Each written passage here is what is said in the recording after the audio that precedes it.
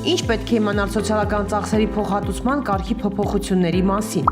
Ինչպես գիտենք, եկամուտների հայտարարագիր ներկայացնող եւ եկամտային հարկ վճարող ֆիզիկական անձը կարող է ստանալ փոխհատուցում իր եւ իր ընտանիքի անդամների համար հաշվետու տարում կատարված սոցիալական, կրթական եւ առողջապահական ծախսերի մասով։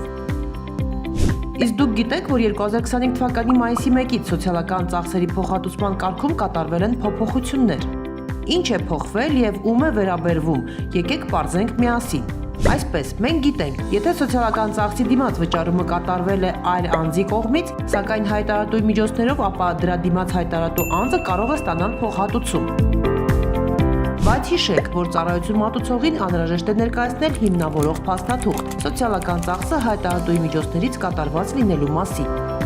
Կարևոր է իմանալ, որ այս դեպքում սոցիալական ծախսը հատուցվում է, եթե այն կատարվել է 2024 թվականի հունվարի 1-ից մինչև 2025 թվականի հունիսի 1-ը։ Իսկ 2025 թվականի հունիսի 1-ից սկսած ֆիզիկական անձը կարող է ստանալ սոցիալական ծախսի փոխհատուցում, եթե սոցիալական, օրինակ կրթական կամ առողջապահական ծախսը կամ դրա դիմաց վճարումը կատարվել է անմիջապես իր կողմից, այլ ոչ թե իր միջոցների հաշվին։ Այսինքն, վճարումը հիմնավորող փաստաթղթում որպես վճարող պետք է նշված լինի հայտարարատու ֆիզիկական անձի տվյալները։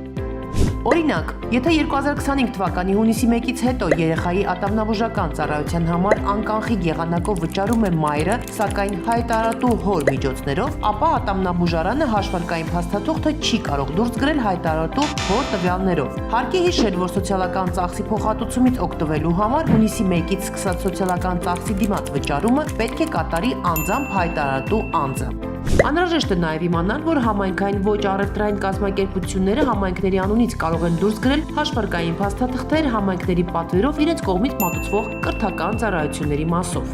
Օրինակ, եթե համայնքի ենթակայությամբ գործող մանկապարտեզի կրթական ծառայության համար հայտարարատու ծնողը համայնքի բյուջե է վճարում տեղական վճար, ապա մանկապարտեզը կարող է համայնքի անունից դուրս գրել հաշվարկային փաստաթուղթ վճարված տեղական վճարի չափով, որպեսզի ծնողը կարողանա օգտվել սոցիալական ծախսի փոխհատուցումից։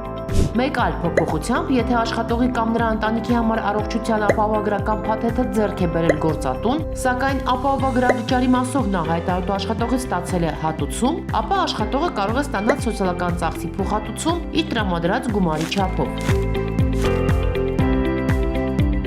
Այս պարագայում կարևոր է հիշել, որ գործատուի կողմից ապահովագրական ընկերությանը տրվում է տեղեկանք ապահովագրավճարի մասով աշխատողից հատուցում ստանալու վերաբերյալ, որի հիման վրա ընկերությունը հաշվարկային փաստաթուղթը դուրս է գրում գործատուի անունով, իսկ որպես սոցիալական ծախս կատարող նշում է հայտարարատուի տվյալները։ Օգտակար տեղեկատվություն նաև այն մասին, որ առողջապահության գծով սոցիալական ծախսի փոխհատուցման կարգով սոցիալական փաթեթի շահառուներից բացի, պետության կողմից երաշխավորված անվճար եւ արտոնյալ պայմաններով բժշկական օգնության եւ սպասարկման ծառայություններ իրականացնող կազմակերպությունների աշխատողները եւս առողջության ապահովագրական փաթեթի գծով սոցիալական ծախսի փոխհատուցումից կարող են օգտվել միայն սոցիալական փաթեթի շահառու եւ նշված կազմակերպությունների աշխատող չհամարվող ընտանիքի անդամների համար ապահովագրական փաթեթի ձեռքբերման ծախսերի մասով։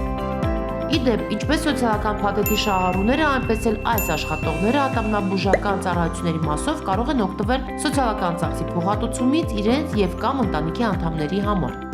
Սկանավորեք QR կոդը եւ ծանոթացեք սոցիալական ծախսի փոխհատուցման մանրամասներին։ Եղեք իրազեկ, պետական եկամուտների կոմիտե։